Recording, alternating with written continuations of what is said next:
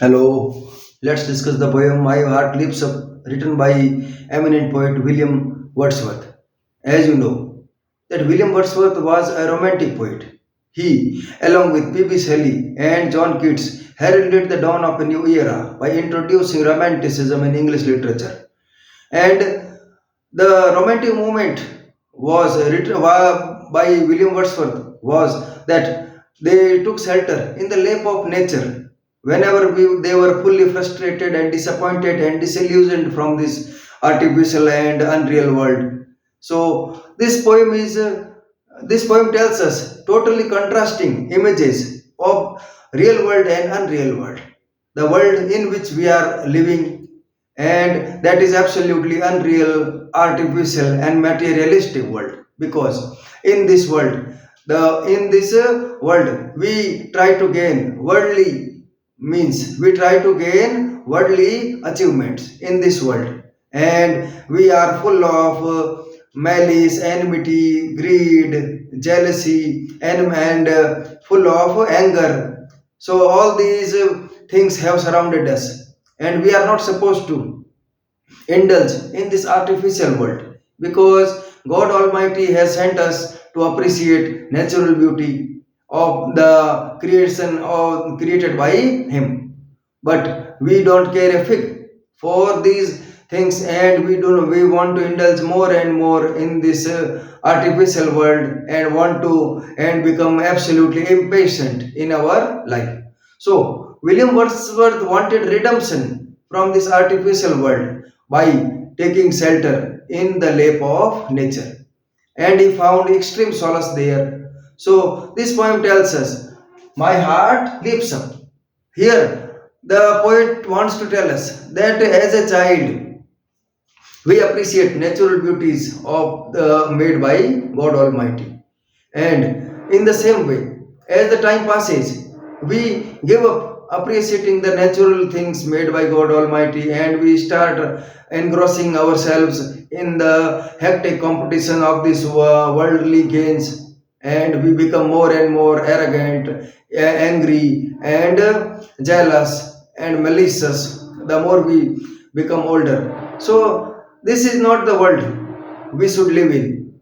William Wordsworth is totally embarrassed, and he does not want us to lead this kind of miserable life. He wants to tell us that we must lead a natural life, and that natural life can be got by imbibing our natural beauty.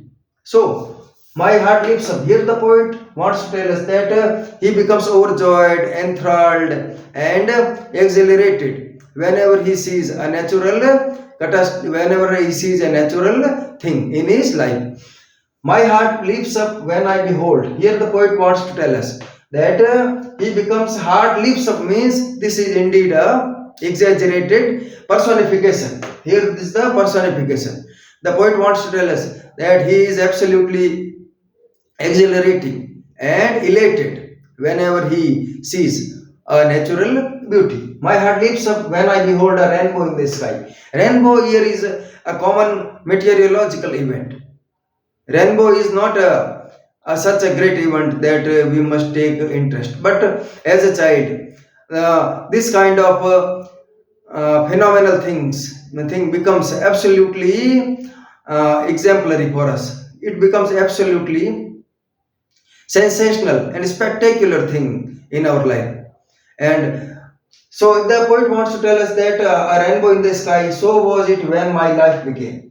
So he tells us that he was the same when as a child he appreciated these natural things. So he has he developed a habit of appreciating those things, and he is still appreciating those things. And as a result of that, he has found inner peace of mind. So was it when my life began, so is it now I am a man. Now he tells us that as he has grown older, as he has grown up as a man, he has not given up his habit of appreciating a real beauty. So real happiness is appreciating the natural beauty. We can find real happiness if we start enjoying natural beauty.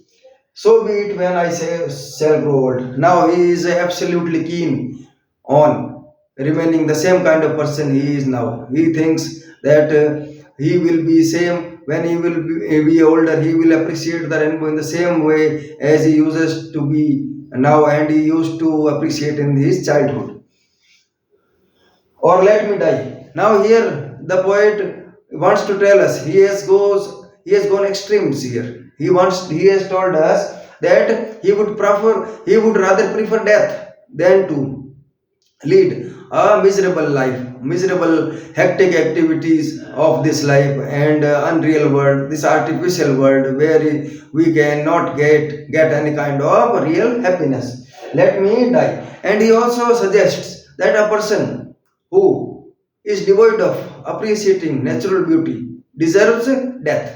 He has no right to lead this life. He must go to meet his maker because God Almighty had not sent him to indulge in unfair means.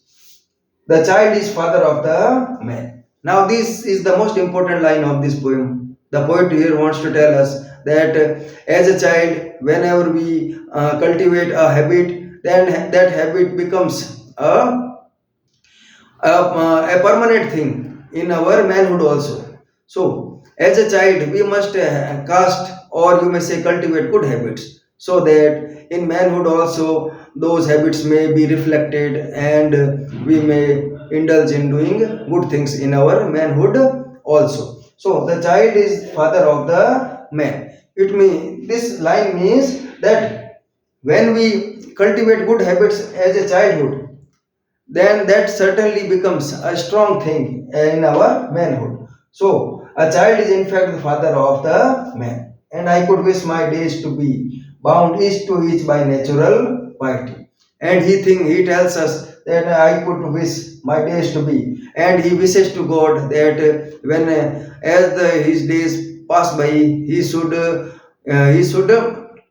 appreciate the beauty of the nature in the same way as he uses to do now. Bound is to is by natural piety. He holds nature in high esteem.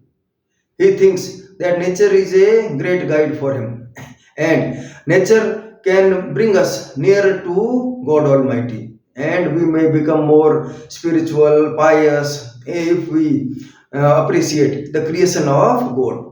So this poem is very inspirational and influential in my view. You must certainly take a leaf out of this poem so that you may also lead a happy life, and remember at last that our happy life cannot be gained in this unreal world, this artificial world. Our real happiness can be gained in the natural world. Thank you.